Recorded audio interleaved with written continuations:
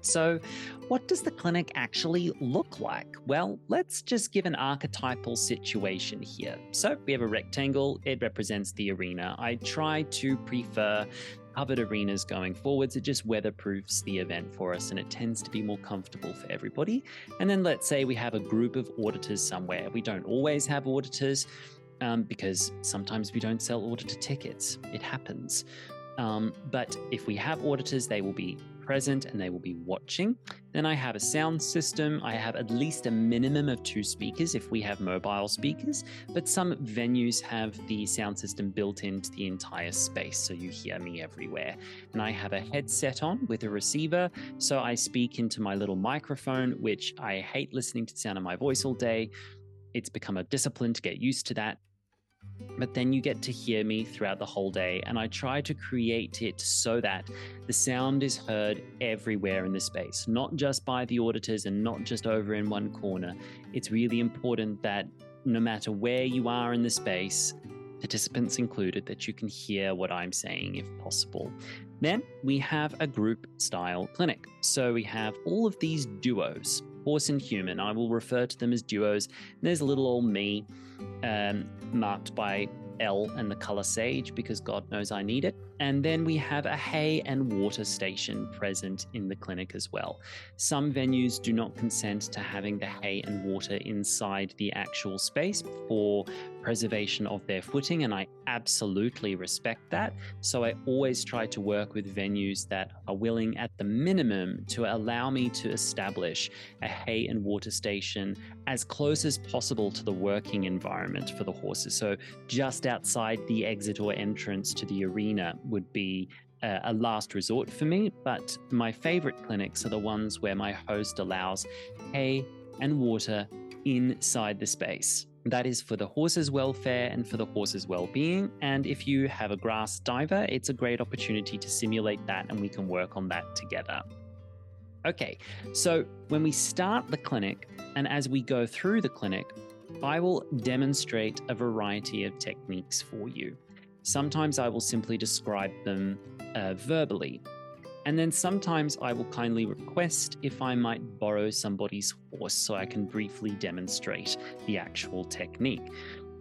And when I give that demo, I always give a thorough explanation. If you haven't already picked up what I'm putting down and the way in which I am and how I ramble, there is a constant stream of incoming thoughts for you to understand and grapple with. So I will always demonstrate the technique, and then I will be jumping around from duo to duo, and I call it having a moment or a vignette with each duo. As we go around in the group, I will circle over to one duo and I'll ask them to show me. We'll talk it through. I will give my advice. I will give a correction, make an adjustment, demonstrate if necessary, stay with you and make sure you've understood what is happening here and why we're doing it, and help you improve your observation of what your horse is going through. I try to leapfrog around in the clinic and spread myself as evenly as possible so that everyone gets private tuition within this group format as well.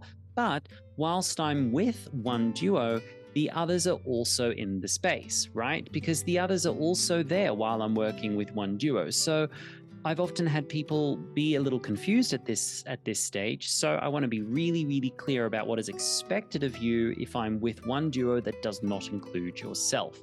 So what we are to do if I am not with you myself is one of 3 things. The first one is practice, practice, practice. I'm very heavy on practice.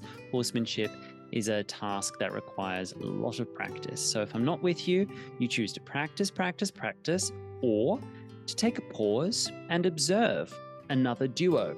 Maybe the duo that I'm circling with in a moment, or someone else on the other side of the arena and watch what they're doing. Or take your horse for a break on hay and water. So these are the 3 things that I expect you to be doing if I'm not with you myself.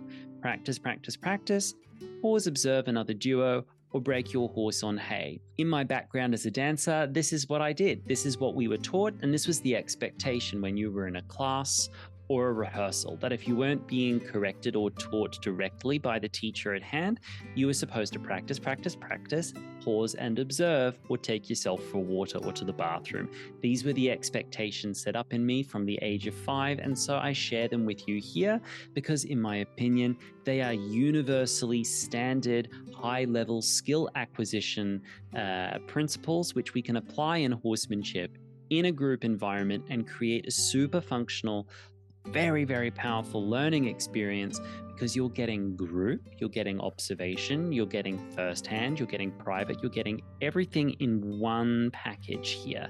It's a universal skill acquisition principle that we are adhering to.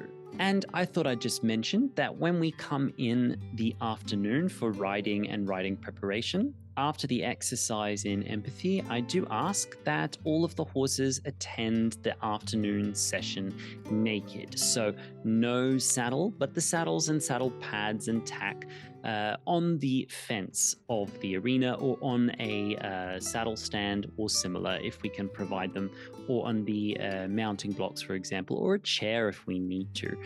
Or if you're not precious about your tack, you can set them on the ground. But I like to see the entire tacking up process, and we allow the horses to gatekeep riding and the use of their body in exercise through a consent protocol that I hope is simple enough for you to repeat long after the clinic is over. So I thought I'd just mention that so that you know not to come in fully tacked in the afternoon. If you forget any of the above, do not worry, it is my job to remember it. So I will always do my best to try and remember to inform everyone about what we're doing, when we're doing it, and what to do next. So I hope you can trust me, that you can trust the atmosphere of the clinic, and that this has clarified how the clinic will actually run. Thank you so much for considering to join us, and moving on to the next tutorial.